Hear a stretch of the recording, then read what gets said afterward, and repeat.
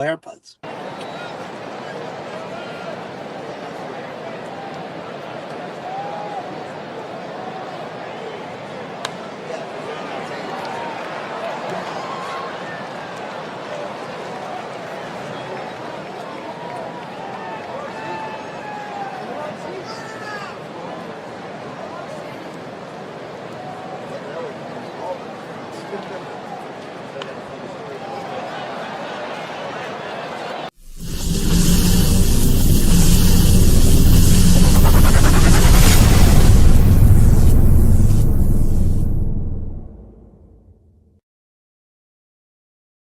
What is up, everyone, and welcome back to Across the Board, sponsored by MoneyBall Metrics. I know what you're thinking.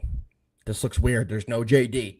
Don't worry. He'll be here in just a few moments. JD will be here today. But in the beginning of the show, you got myself, Alpha Dog Bets, here with my guy, looking fresh as always, Hefe Picks. Hefe, how are you today, brother? We're in the mobile unit today, guys. Got to do what I got to do, but I'm trying to never, miss the show, baby. Got a lot of sports to talk about today. Beautiful slate as it was yesterday, and I'm pumped, man. I love that. Well, let's do what we always do on the show, Hefe. Let's break down how we did yesterday. Let's go over a little recap from the Tuesday slate. So, Hefe, I'm going to start with you. How did you do? Honestly, Tuesday, April 15th? Honestly, I hate saying this. I think this literally happened last week. I had an amazing Monday and Tuesday. Yesterday, I gave it out on the show on Monday because we didn't have one yesterday, but I gave out Warriors Magic Moneyline Parlay. That hit. I also yesterday parlayed the Yankees with the Phillies. That hit. And then Did you really? Yeah. So your two parlays for the day were Golden State and Orlando and the Yankees and the Phillies? Yeah. Yeah, me too. Wild. My exact two parlays that cashed yesterday. That's hilarious. Weirdly. And then my last play was Dodgers minus 1.5 because the Rockies are, even though they don't play in a minor league baseball stadium like the Athletics, they are a minor league baseball team. 100%. And they are PSA. The Colorado Rockies are this year's Chicago White Sox. Don't forget I said that. Wow. So more to come on that. We'll have to track that throughout the course of the year. So I'll go into my recap from yesterday. Joseph, I appreciate it. I know Hefe appreciates it. We both had that Golden State Orlando moneyline parlay, so that was a nice win. I had the Red Sox as a free play yesterday. They were a bit of a dog, but there was an interesting stat. Yeah. Tell people the stat. It's a great stat. 15 years in a row. For 15 straight years. On April 15th, the Tampa Bay Rays have not won a baseball game. 2 of those years, they had an off day. But in 13 of the last 15 years, they have lost, and they have not won in that total time. That's not the reason that I bet the game, but it was something interesting, and it came through yet again. Underdog Red Sox were able to take out the Rays, so that was a good win there. Joe is here as well. Joe, we appreciate you. If you guys want to check out Joe, I know he'll be on the 5 o'clock show. So, I told the people to not panic. When they see only me and Hefe, they start to panic because the calm, cool, collected JD was not on the set. But JD, welcome to the show today. We're going over our recap from yesterday. If you want to jump in and go over how you did. Awesome. Yeah. Yesterday was another good day. As far as Monday was also a very good day. Yeah. So actually taking that little weekend break definitely helped me out. Hell yeah. I believe on the Monday show plays, I gave out those 3 plays, and I should believe that all those won. So, yeah, man, things are going good. We absolutely love to hear that. So before we dive into the games today, I do quickly want to go over where our odds are coming from. So today's lines are all coming directly from Challenger Sportsbook. They're some of the best lines that we have seen, JD. We were just talking about that from before the show, so we're happy to provide you guys with those lines. We've seen some great advantages over some of the other books that you guys will know. So I think that's a great segue. You guys ready to dive into a little MLB before we get into the NBA playing games? Let's roll. Let's do it, gentlemen. First game we're going to be breaking down today starts in just over an hour. We have the Atlanta Braves taking on the Toronto Blue Jays. The Braves have started to do a little bit better from their atrocious start to the year. They're now 5-12 on the year. But they get a big name, their ace, back and pitching for his debut today, this afternoon. They have Spencer Strider going for the Braves. On the other side, for the Blue Jays, we have Chris Bassett. Bassett's 1-0 in the year with a 0.98 ERA in 18 innings of work. He's allowed 17 hits, has gone along with 21 strikeouts to only 3 walks. He has not allowed a homer yet this season. And as I said, this is the early game. First pitch is at 1:07. Hefe, we're going to kick it over to you. We got a little Braves action. We got a little Blue Jays action. What do you got? Oh, I'm sorry, you said me? I did. All right. I always don't want to like run to back the star pitcher who didn't have a full spring training and is coming back off some rehab starts and a lot of pressure on him in his first start back. I generally lay off this type of spot. Also, kind of Bassett is pitching outside of what I thought he would currently. Pitching pretty well. As you mentioned, only 1-0, but the numbers when you dive into the ERA, when you dive into the fact that he hasn't allowed a home run, pretty solid stuff. But I have to be honest with you, this is a Braves lean for me, but I can't touch this because I know how valuable spring training is. And I don't love the fact that Strider has been going through a rehab assignment. I do think they should get this victory, though. All right. So give me 1 second because I am tweeting out this play. This is a big game for me. So I'm going to start and go next here. I am all over the Atlanta Braves in the spot with Strider on the bump. I know we've seen Chris Bassett have an unrealistic Chris Bassett start to the season. Bassett's not a young guy, guys. He's been in the league forever. He's 36 years old. Similar to what we said about Taijuan Walker, I believe that was on Monday when he pitched for the Phillies. Yes. He had no runs given up on the year. None. And we took the over in that game. I told you guys 57 times. That was my play of the day. That over cashed in the top of the second inning, where he just got absolutely rocked and his numbers came back to reality, which we did expect. I think the same is going to happen with Chris Bassett. Bassett's a decent pitcher, don't get me wrong, but he is not as good as the numbers are indicating, and this Braves lineup should be able to hit off him today. Another thing I absolutely love in this game is that they are getting Spencer Strider back. Hefe, I agree with you. I usually like guys to have a full off-season, kind of gear up and get ready, but Spencer Strider is so young that I do think he'll be able to go in there and pitch in a big way. They need him. They need him to come back and be a big-time arm for them and need him to be a big-time pitcher for them. As we said earlier, they're only 5-12 on the year, 2-10 on the road. They need to have a guy who's going to come in there, provide quality starts, and shut down opposing offenses. That's exactly what he's capable of doing. So, JD, your Braves today should get a big win. Definitely one of my favorite plays of the day. One quick stat I want to throw out there about this Blue Jays team. Just one stat. Vladdy Guerrero just signed a big $500 million contract. He's taking care of the prized first baseman of next offseason's free agency class. Has yet to hit a homer this year. He's the only player who hit 30 homers last season who has yet to homer this year, especially after he got his big contract. It's a bit surprising. Hefe, I'm going to ask you, what do you think about Vladdy? Starting the season a little slow. I mean, $500 million for a bunch of singles. There's a lot of tweets I've seen, people making fun of it. Do you think he'll get it going? What I think about Vladdy, I think that the Blue Jays had to do what they had to do to appease a fan base for many years to come. Literally that, Joe. Literally that. And they have to appease a fan base. If they would have let Vladdy get out, Blue Jays would have crumbled as a franchise. 100%. Sadly, I think the Blue Jays are headed towards my personal sports hell, the treadmill of mediocrity. They are too bad to ever, be in line for that first overall pick, that top prospect. And too good for that. And they are too bad to ever honestly make any noise, even in this division, in their division. Forget about that. I did the same thing. Yeah, I feel the same way. I don't know what's the team around Vladdy.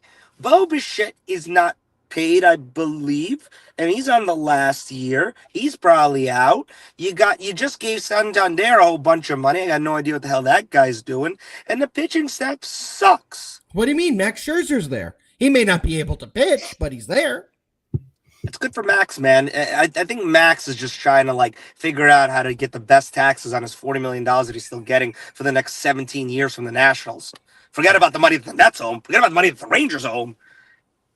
And the big contract. I think he's getting exactly $15 million. And I guarantee you we don't see him pitch 10 starts this year. Only person who's getting more deferred money than fired head coaches is Max Scherzer. Yeah, 100%. 100% crazy. JD, we're going to bring it over to you.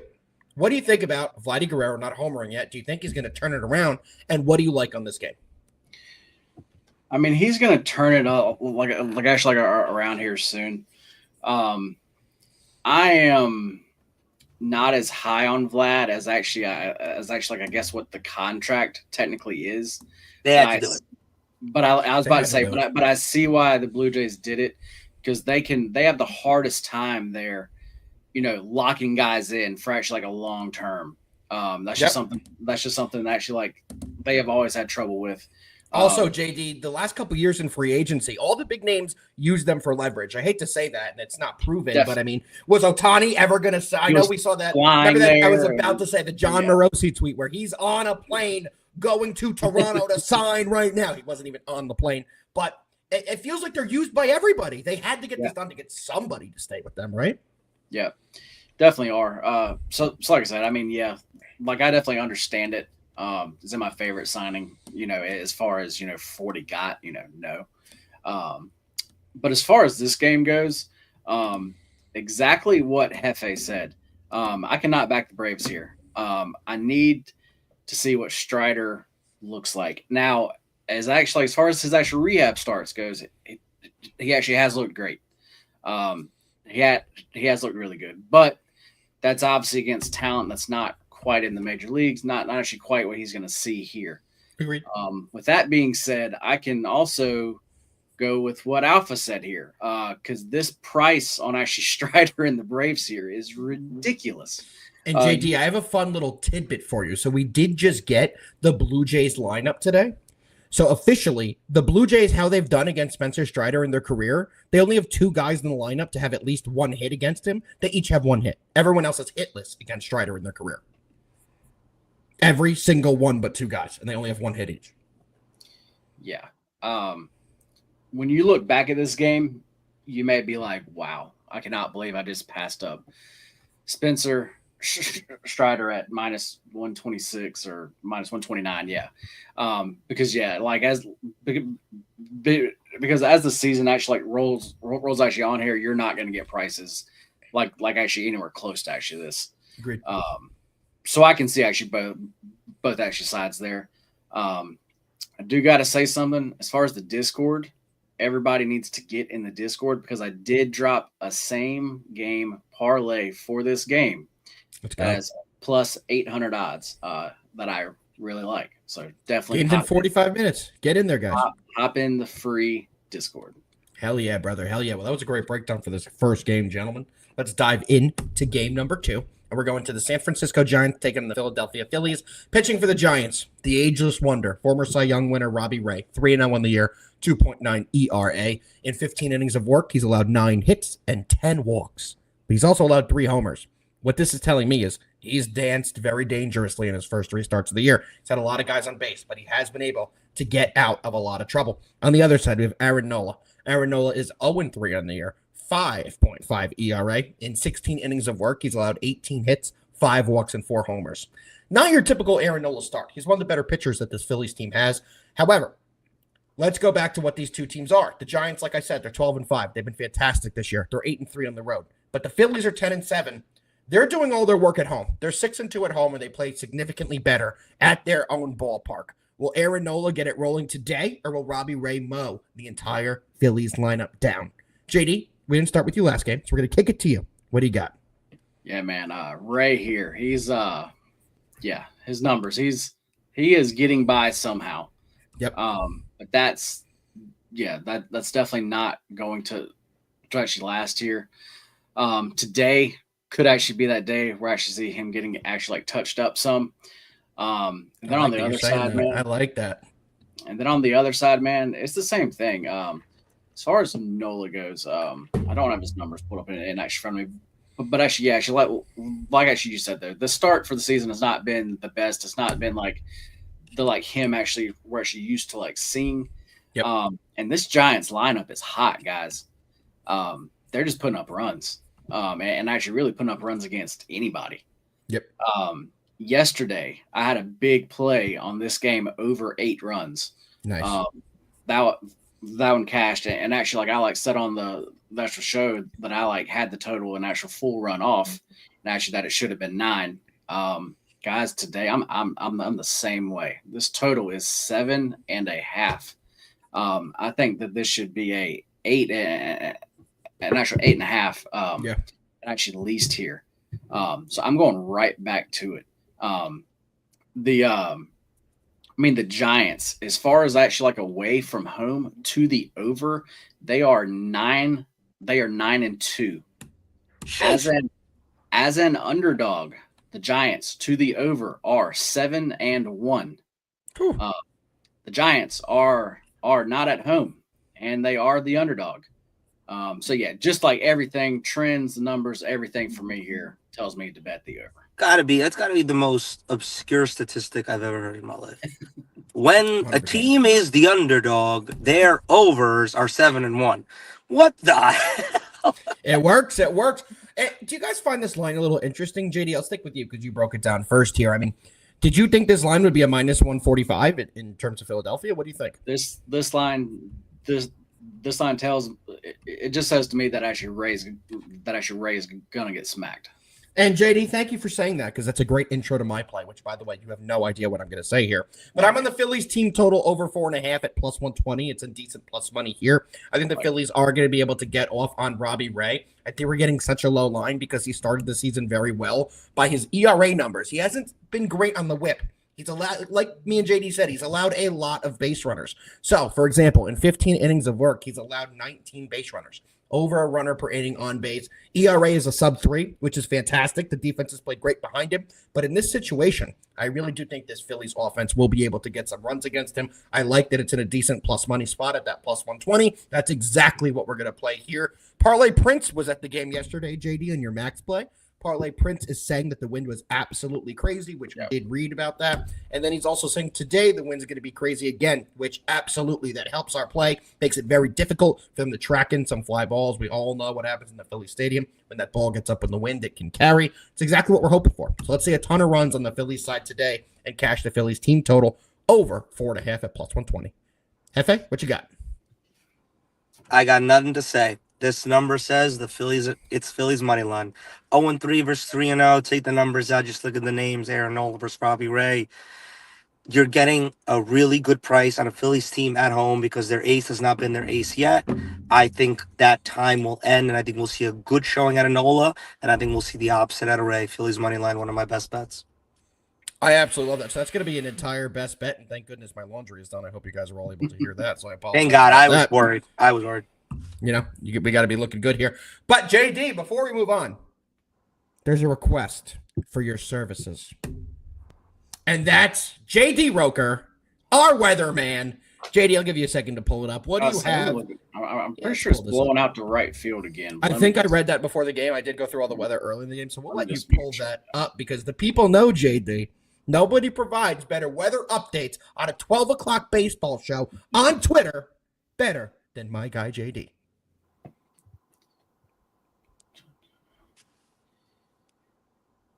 Yes, they're blowing. It looks like it's going to be 10 to 15. Yeah, blowing out to like right. It's a windy day here. We're not too far. About 2 hours away from Citizens Bank. So we should be expecting wind in this game. We should expect the ball to travel, similar to yesterday. Parlay Prince put it in there perfectly. We did need that. Come on, Red Hot. You don't think we already have the weather segment transition for our guy JD? We just put it up there. You know we already have that prepared. Well, let's keep it moving, fellas.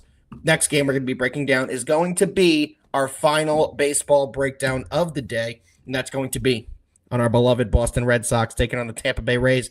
Pitching for the Boston Red Sox is Sean Newcomb. Sean Newcomb is 0-2 on the year with a 5 ERA in 12 innings of work. He's allowed 20 hits, 7 walks, and has 0 homers, and has allowed 0 homers on the year. Guys, let's go over that whip again. You know, a couple people have asked us to go over whip in a little more depth as we talk about it. That's walks and hits per inning pitch. He has a 2.13. That's bad. That's real bad. And if you want to understand one thing, if you see over a 2, that's a red flag. So as I just went over, in 12 innings of work, 20 hits and 7 walks. That means in 12 innings, there have been 27 base runners when Sean Newcomb has been pitching. On the other side, believe it or not, we have someone who's been worse. Zach Little, 0-3 on the year with a near 7 ERA. His whip's a little bit better, but his ERA is terrible. In 17 innings of work, he's allowed 18 hits and 3 walks. So 21 base runners in 17 innings. The big difference between these two guys, Sean Newcomb has allowed 0 homers this year. Zach Little has allowed 5 homers this year. So when he's getting hit, the ball is leaving the ballpark.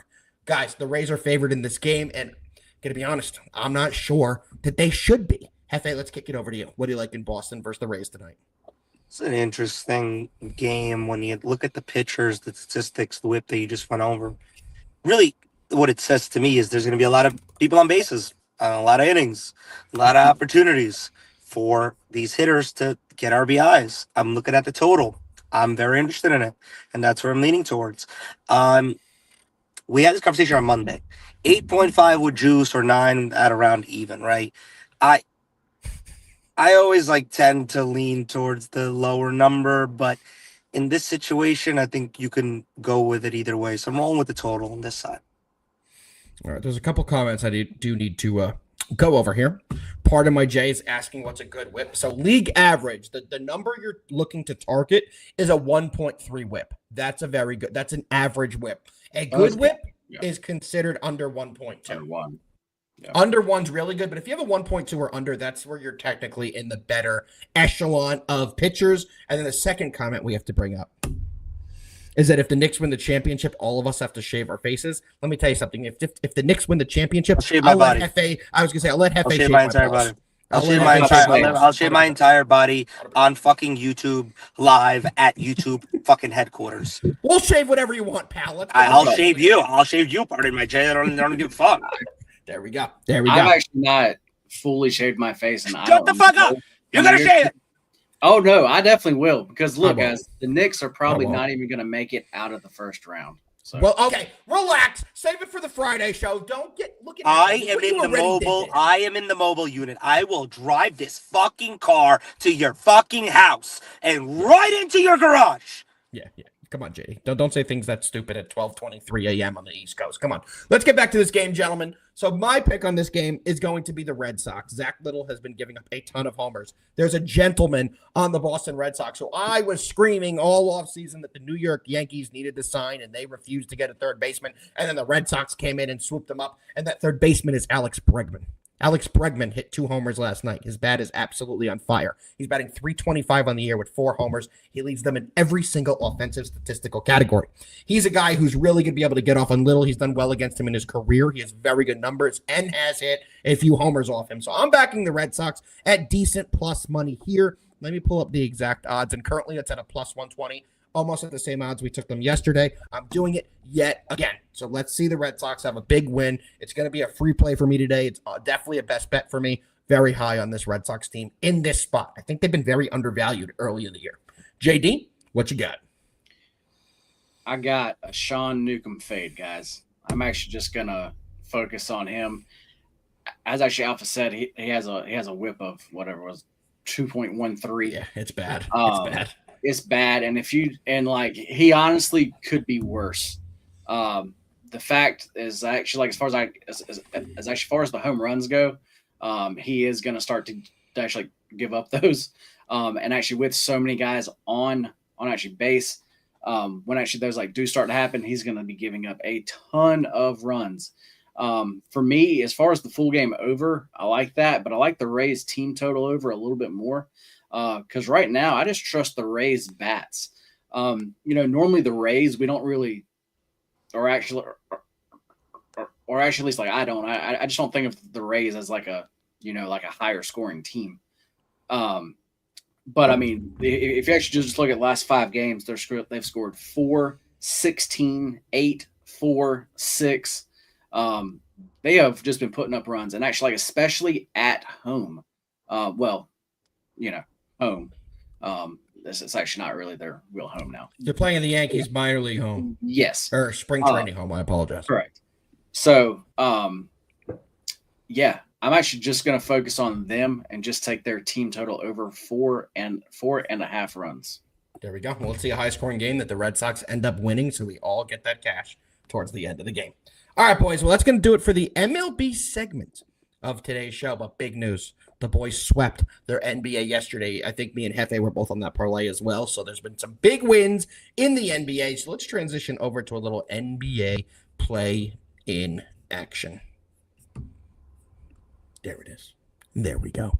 First game we're going to be breaking down, guys, is going to be the Miami Heat taking on, I pronounced that terrible, the Miami Heat taking on the Chicago Bulls.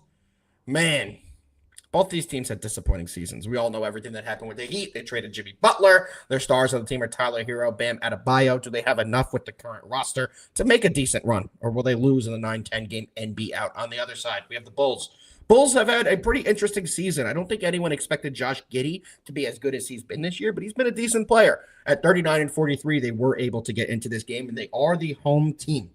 Very close line, guys. The Bulls are slightly favored. JD, let's start with you. What do you got in this one? Man, I think this is good. This is a really good game. This is a very interesting game.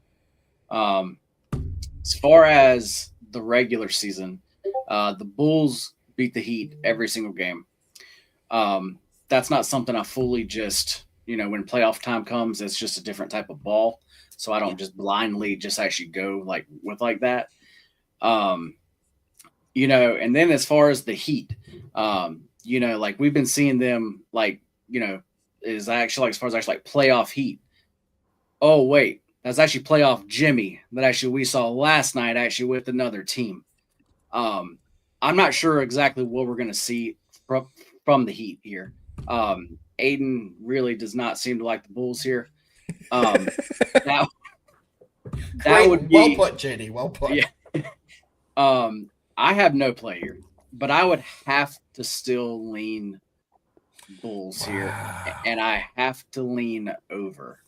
I actually think this total's a little bit low also. JD, I have a little breaking news for you. A little breaking news. A little alpha bomb. Your guy, your favorite, Con Canuple of Duke, is foregoing his final 3 years of college basketball and is entering the NBA draft. That just became official. So, when we get breaking news on the show, he will be a top 10 pick. When we get breaking news on this show, we always break it, no matter the sport. Perfect time to get it when we're doing NBA about somebody, going into the NBA. So we will take that. Joe in the chat is saying that Giddey over 37.5 PRA is an early Christmas gift. First of all. If you would have asked anybody a year ago if Josh Giddey would have a playoff PRA of 37.5, they would slap you in the face and not believe you. But that's pretty crazy to me, in my opinion, that's what his number is in a playoff game. Good to see it. Good for him getting his career on track. Good comment here from Robert, saying that the money is on the Bulls, 80%. That is something that I was going to address as well, but I understand why. They're at home. You could take the money line at a very cheap price, and on paper, in my opinion, they're the better team. I just think they are the more complete and more well-rounded team. You'll see that when you look at their team stats. Miami averaged only 110 points per game. Chicago averaged nearly 118. Defensively, they're ranked pretty similarly. And in almost every statistical category, the Bulls have done just a little bit better than what Miami's done all year long. I'm going to be one of the people who are on the 80%. I am on the Bulls on the money line in this spot. I do think they are able to get it done, and we'll see a big performance from their guys here. Hefe, what do you think? What do you got?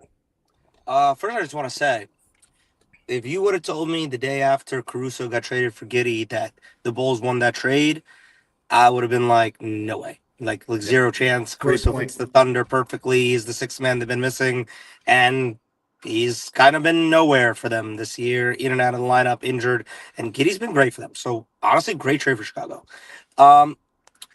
This is the one out of the 4 playing games that is, to me, the one where I can't figure out which team wants to lose. And why I say that is, who looking at this situation is just like, what the hell's the point of us playing this game? And then I'm going to go to Atlanta on Friday. And then if we win that, we got to face the Cavs. Who's just like, we just rather get a better draft pick. And honestly, I look at the team that tanked first. I got to say it's the Bulls.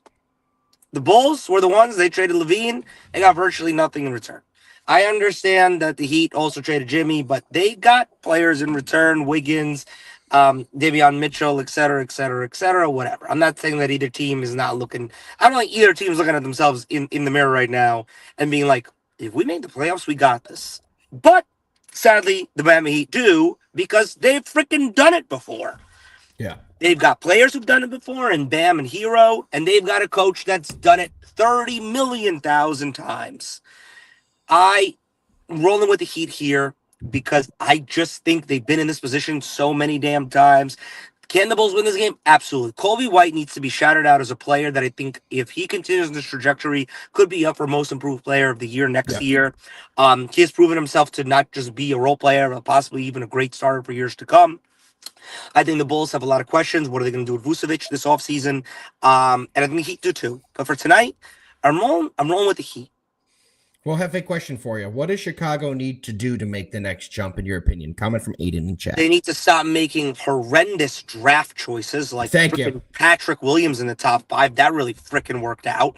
And they just need to build a team and not just a bunch of players. It just felt like they just said, oh, we'll get Levine. Oh, we'll get Vucevic. They'll figure it out. They'll play good together at some point, and they never did. Like, they never made sense for one another.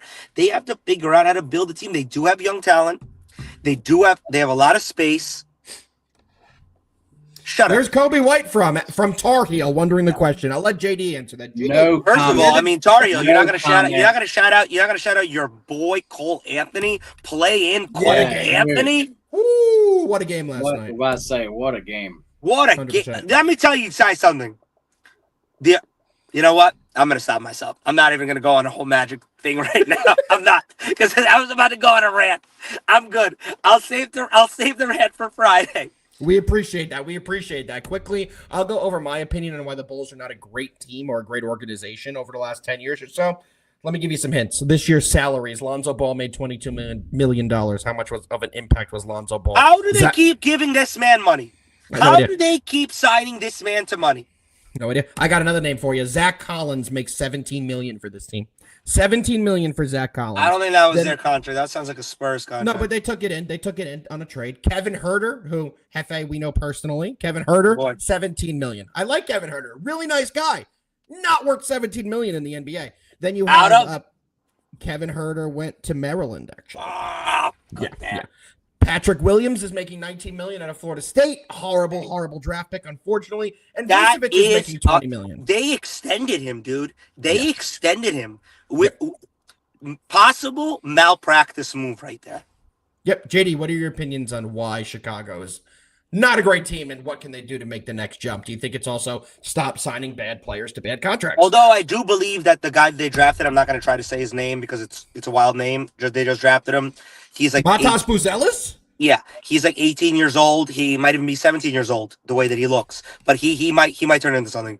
I agree. I like his game. And he can dunk pretty well. We saw that earlier in the year. JD, what are your thoughts on how the Bulls can fix themselves before we dive into our final breakdown of the day, which is the Nico Harrisons are playing? You know what? You guys both said that so well. I'm actually just going to leave it there. We love that. We appreciate the kind words. And Tar Heel is pumped about Cole Fire. We're not even going to call him Cole Anthony. He's Cole Fire now. Unbelievable. Great game from all the Anthonys in that game. Anthony Black was great, too. So if your last name or first name was Anthony and you were on the Magic, they were fantastic. And shout out Wendell Carter, too. I was not familiar. I honestly thought he had like a soft tagline to him. Man's not soft. Yeah, no, not at all. And he was playing hurt. He got banged up, and you could tell he didn't have his full lift. He was still freaking bouncing around the gym nonstop. He was fantastic last night. But, fellas, we got one game left. And we have the fighting Dallas Nico Harrisons taking on the Sacramento Kings. The Mavs are coming in 39-43 on the year. However, they were not a great road team this year, guys. The Mavs were 17-25 on the road, taking on a Kings team that is a better home team than they were a road team. The Kings at home were 20-21, only one game under 500. We all know the storylines of these two teams. The Kings traded away their best player to the Spurs in De'Aaron Fox. The Mavs traded away their best player for a guy named Anthony Street Clothes Davis. And then after that happened, their point guard, Kyrie Irving, tore his ACL. So this team has been in a bit of shambles this year. They're kind of the laughingstock of the NBA. I do apologize if you're a fan of that team, but it's the truth. Hefe, 4.5 point line here. Kings are favored at home. What you got? Rodney Harrison, Marvin Harrison, Nico Harrison. Doesn't matter. Kings -5. Next. The Mavericks are so in Cancun already. It's not even funny. There is not one. I just spoke about it with the Heat and the Bulls. You're like, which team wants to? There is no comparison here. The Mavericks they just want to stop being on television and stop being talked about. They just want to go to Cancun so badly. I think the Kings might win by double digits. And it's not because the Kings think they have a chance to do anything. It's just because the Mavericks have given up. I am so certain of that. Kings -5. The Mavs have lost 4 of the last 5 games, so they really couldn't have gone Also, into the playoffs any Kings, colder. quote me if I'm wrong. I don't have it in front of me. I'm pretty sure Kings 3-0 against the Mavs during the regular season. Not that matters, but they have had success. They have had success. Let me pull up the exact season series, and per usual, Hefe, you are spot on. 3-0 for the Kings against the Mavs, and I'm going to piggyback off of what you said. I'm all over the Kings here, and I think for the exact same reasons you're backing them, is that this Mavs team is done. Mentally, physically, emotionally, spiritually, hungry, I don't care what it is. They are done with this year, and they are ready for the season to be over. They've had so many cameras at them, so many questions asked to them. They just have nothing left after this disaster of an off-season or regular season that they've had, that I just don't think they're going to have anything left in this game, or I don't even think they really want to win this game and go play another playing game. So for me, the Mavs are going to win, the Kings are going to win this game, and I think the Kings will win by at least double digits. They're going to light the lamp, as we see in the comments here from my guy Tar Heel. Oop, we got another comment come down before that. So here it is. They're going to light the beam. I'm sorry. And we're going to see the Kings have a big performance. Light the lamp. That's funny. JD, what you got? Well, y'all both really like the side. So I'm going to go to the total here. Okay. When these two teams have played, as far as in 2025, they have played twice. The actual total for one of those games, this is the game, like actually like sportsbook line set, was 231, and then the other one was 240. The total here opened up at 221, down to 214. Matter of fact, I still see it dropping. It's down to 213 and a half at some books now. Yep. When I adjust everything for a playoff game, I still have this total at actually 223. And these are two teams that really actually, like, as far as on the defensive side of the ball, I actually really don't trust either actually one of them. I agree. I don't know why this total is being steamed down as actually hard as it is. I really don't. But I'm going to definitely be the buyback here. Give me the over here. There we go. We broke down, gentlemen, 3 MLB games for today, which start in about 30 minutes. We broke down both playing games for the NBA. And if you watch this show, you know there's still a couple things left that we have to do. There's about 1,200 people who are still with us, so we appreciate every single one of you tuning in. JD, before we get into all the fun things we get into, should we make a little announcement, or should we do it at the end of the show? Let's do it at the end of the show. Okay. So first, what we're going to show you guys is that Moneyball Metrics is a proud new partner with the Odd Shopper EV portfolio. You guys hear us talk about it all the time here, and we are proud to be working with them. We're going to continue to find you guys the best props and different angles on games and show you guys how easy it is to build your own custom portfolios inside the Odd Shopper EV portfolio and make cash doing it. So more to come on that. And if you guys want to get in, we have a fantastic promo right now, which is a free 7-day trial to the Odd Shopper EV portfolio. Make sure you guys take advantage of that, build your portfolios, and start winning some cash just like we do with the Odd Shopper EV portfolio. All right, gentlemen, well, we still have one more thing before we get into the breaking news. And y'all know what that is. That's going to be our best bets for today, Wednesday, April 16th. By the way, we only have 364 more days till tax season again. So let's celebrate. We're the furthest day possible from tax season that you could possibly be. Hefe? I hate tax. I know you do, brother. Hefe, put the taxes away. And what are the best bets so everyone can win money back from the taxes they had to pay out yesterday? I got bullied by Alpha on Monday for giving 1, so I had to give 2 today. That's right. Not that I have to give 2. I liked 2 plays. One we already spoke about today. I let it out. It was the Phillies money line. But the second game I picked is a very obscure matchup between the Nationals and the Pirates of Pittsburgh. Both these teams kind of suck. I'm not going to lie to you. But the pitching matchup does not if you are backing the Nationals. We got Mitchell Parker on the mound. And let me tell you, Uncle Mitch. Uncle Mitch. Mitch is, he started 3 games. He's 2-0. All 3 games, 6 innings pitched, and all 3 games, even though he didn't get the win in one, the Nationals have won. And by the way, against pretty solid teams, Marlins, okay, not solid, but Diamondbacks and Phillies were his other two the other 2 games that he won. He's pitching really well, guys. Strikeouts, everything, just ERA super low too. Guys pitching really well against a Pirates team that just flat out, I don't think can hit a ball off a tee at this point. So give me the Nationals on the money line. How much do we talk about on this show how bad this Pirates offense is? And I'm sorry, I'm sure Footy Chancellor is buried in the comments somewhere, and he's going to come out angry as hell, acting like the guy from the Goonies, have his face all messed up. Footy's probably pissed looking at this right now, but unfortunately, Footy, your Pittsburgh Pirates are kind of bad. As a team, they're kind of bad. Offensively, they're really bad. Really bad. I worry that if the Pirates and the Rockies play, the game would go 37 innings and end 1-0. Before I give my best bets, Hefe, Joe Shane just did his I saw. and he basically said the Giants are not taking a quarterback with the first pick, crap. which is fantastic.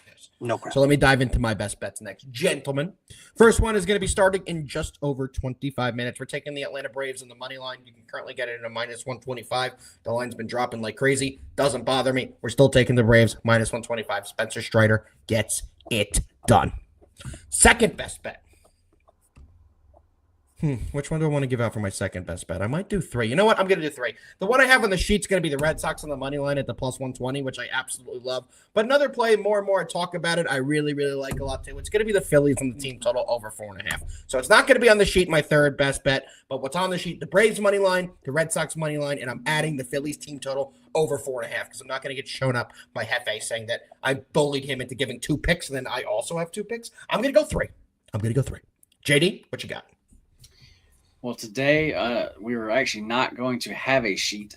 No sheet. We had some See, stuff I did it come up perfect. right before the show here, and that's why I was not on to start the show. And that was one of the things that was not able to make it on to today's show.